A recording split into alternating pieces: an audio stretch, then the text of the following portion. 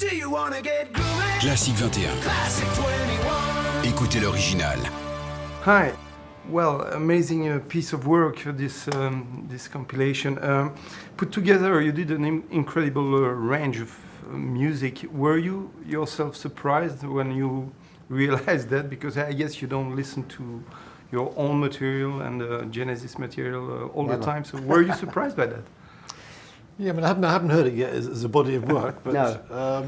But I think that's well. If you say surprised, well, we surprised. I think the idea is that it will surprise a few people when they think that all of that stuff just has come out of one band. I think that's one of the sort of the reasons behind doing it was to. Mike has been saying, and it's probably true, that the documentary came first. But very hot on its heels was the idea of doing a compilation that put all the kind of group work together, solo works as well, so that people would see that they don't associate maybe Peter with Genesis or all kinds of. It's a lot of information. Was it hard to pick up the songs because you have a so huge catalog of songs? Not really. I mean, it was.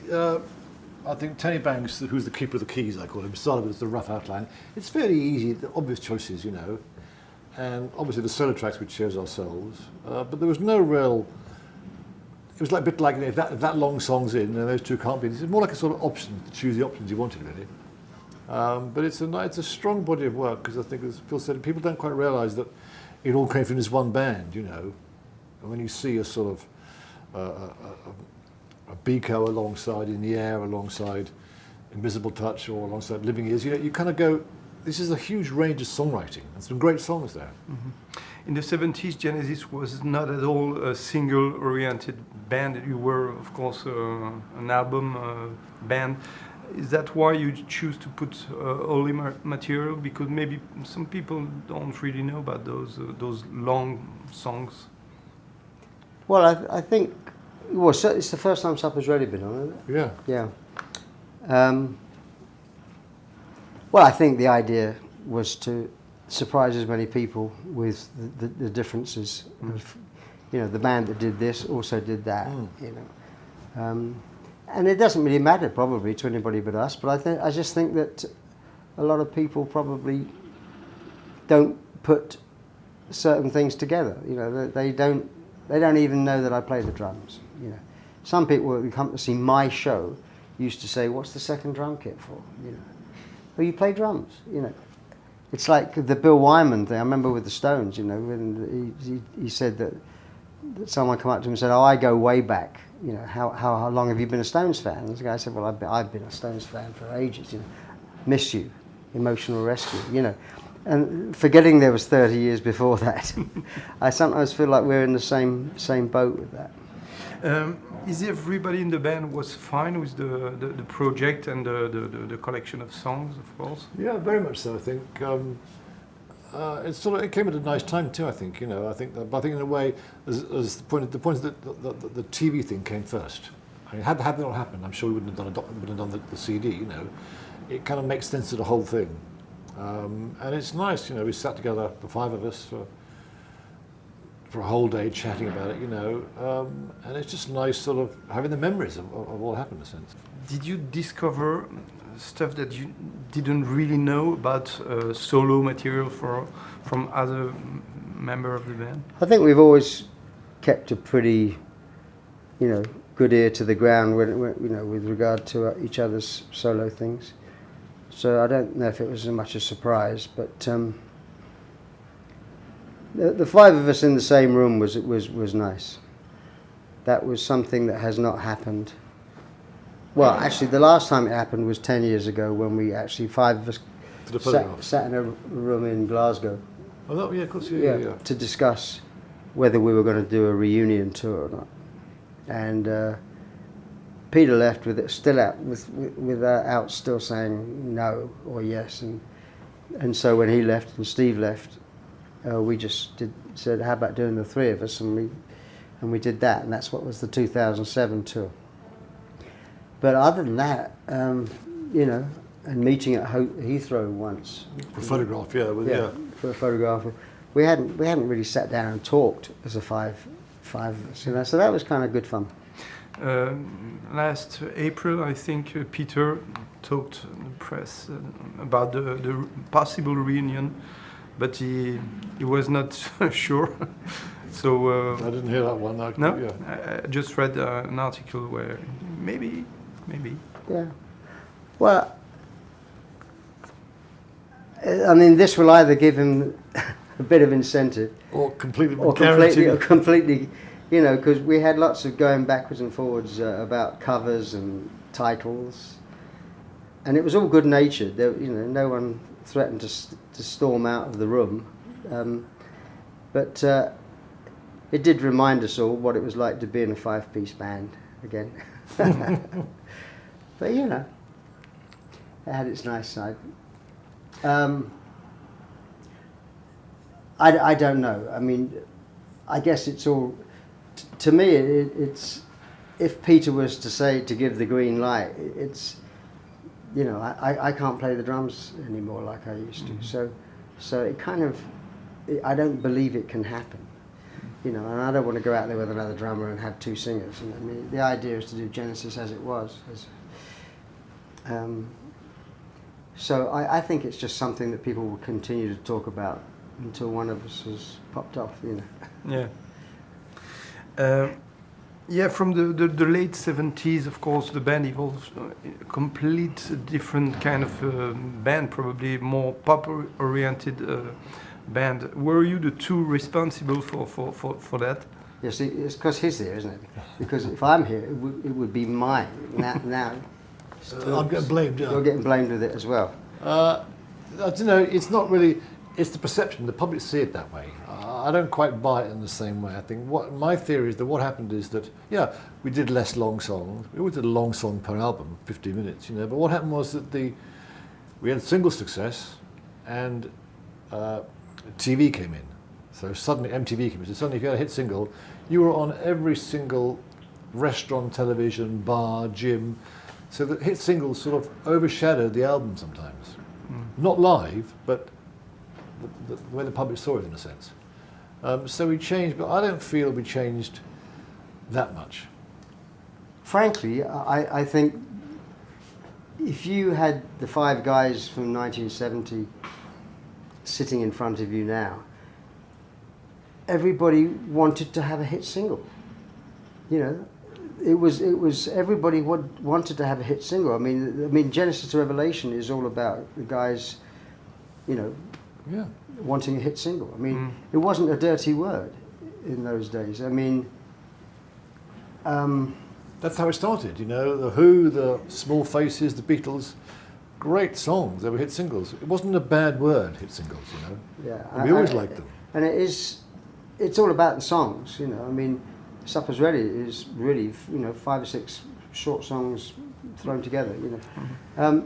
And I know that Belgium was always, you know, because they were so close to the beginning of Genesis, and I think probably Belgium feels this probably maybe more than anybody else. But I know that we never sat down and said, right, let's now, you know, we know how to do it. Let's do this again. Let's do this again. You know, it just isn't like that. There are certain pieces of music as you're writing that just seem right at that kind of length, you know. And we were a band of songwriters. We didn't, you know, have any other ambitions as just to write better songs. So if those songs were good in the 4 minute, 5 minute format, or you know, that was it. That's how we left it. And if it was a song that kind of lended itself to being extended, then that was good too. And we never felt we were one or the other. But when you first came out in the early 70s, bands like Led Zeppelin, of course you, Pink Floyd, band like that, they weren't released singles. No. Well, also the thing was, in those days there was a weird divide. You know, the singles were like very poppy things. Mm-hmm.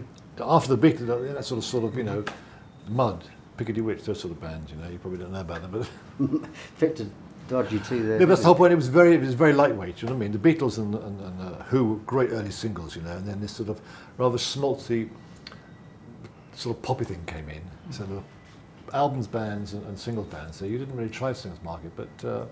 Also, the other thing I think, had the band still had we been a five-piece now, and not killed each other, I think we wouldn't be that far away. We'd have changed too, you know. Peter changed, you know. You move on. You don't stay in the same place. You just mentioned Belgium. Of course, it was one of the first countries who react positively on. It's our first overseas trip. Yeah. Did you remember that period? I do. I remember the Oh, boat. yeah. I remember the Shawa. Black Cat. What's it called? The club. It was Yeah. La Ferme V, I Fair think. enough, yes. What was that? La Ferme V. Oui. Firm. First What I do sank, remember yeah, is first that sank. to get from the dressing room to the stage, you had to walk through the crowd, you know, carrying your guitars and your drumsticks. There was no sort of way on. Yeah, there's some great photographs from that era. But, you know, the stage made on beer crates. 40 years after that period, are you still, I don't know, what is your regard on those huge songs? What do you think about that now? The long song. The long songs, yeah. Well, to be honest, I mean, having done the documentary, and I did a book beforehand, so I've listened a lot to our old stuff, because normally I don't listen to any of our stuff, really. None of us do. But in doing it, I've heard it a bit more, and I think Summer's Ready comes across as something pretty special. That really did work. And I quite enjoy it. Some of it doesn't work, you know. I quite enjoy the process. Just question, Phil, about your health. How are you? Medical section. Medical No, but when I met you in Geneva 4 years ago, you explained that you had to tape the drumsticks. Well, to do going back, yeah. Yeah, I mean, nothing's really changed, you know. I mean, nothing's changed. Long story short, nothing's changed.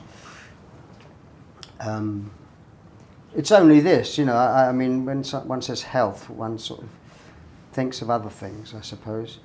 But really, it's a physical thing. Just can't play the drums like I used to, and so that kind of, I could go out there and pretend and try to do a good, but no, if I can't do it the same as I used to do it, then I'd rather not do it. But you announced your retirement in 2011. Four. I think. Actually, 4. People didn't listen. I mean, the first Final Farewell tour was 2004, and then we did the Genesis reunion tour. And I did that, you know, because we hadn't said goodbye properly. But 2004, that's when I actually, I was going to stop work and be at home to bring the kids. Matthew was just born, and I was going to do that. But yeah, you know, a couple of years ago, I mean, it's certain. If I'm talking to someone in conversation and they say, do you fancy doing that, or do you miss that, or, you know, you might get an occasional. Well, occasionally I do think about it. You know, in this instance, my kids were talking to me about going back on the road, and it's always a possibility, as long as I'm breathing, that something will happen. You know. But I weigh up all the possibilities and what I'd like to do, what I should do, and that's kind of where we're at. You know, I did 4 shows with the Going Back. Well, no, 6, 7 shows with Going Back. They weren't particularly pleasurable. I mean, the idea was great with the Motown people, but you know, but I don't know. What about you? Do you have projects on your own? Yeah, I sort of, I kind of restarted the Mechanics about 2 or 3 years ago. Wrote a couple of songs and got Andrew Roachford involved, who's a lovely, great R&B voice, and Tim Howard, the rock voice. We always had 2 singers. I've done a few shows around Europe, and I'm going to come here actually to America next year just to try it out. I do enjoy it. I mean, the Mechanics never played live, hardly ever. A couple of tours over here, and so it's quite nice to take the songs and play them live. I mean, they're good live songs, and everyone involved is sort of part-timers, so that do other things. So we do it when it kind of works. It's quite fun. Mm-hmm. Young people are rediscovering 70s music more than ever. Probably bands like you, especially the prog rock, the so-called prog rock movement. Do you realize that? No? Not really, no. I mean, there's been, 80s, kind of looking back at the 80s, but 70s, no, this had escaped me. Bands like Led Zeppelin, Genesis, stuff like that. It's incredible. It's coming. Well, some great music from that. Yeah. But what is your favorite period in music? Was it the 60s? That's what you told me. I think. Last time we met. As a listener, that was the 60s. Yeah, there's not much about the 70s I like, apart from, you mentioned Zeppelin, but. Yeah, 60s for me. But it's nostalgia. You hear those songs, right? Yeah. I hear the Kinks song, something, and it takes you right back to that. When you're young, that first musical 5 years when you hear what you like, we were young at an incredibly popular, great time, you know what I mean? So in a popular, with the Beatles and all that stuff going on, great music was coming out. And so whether it's the music or whether it's just nostalgia, it's a bit of both, I think.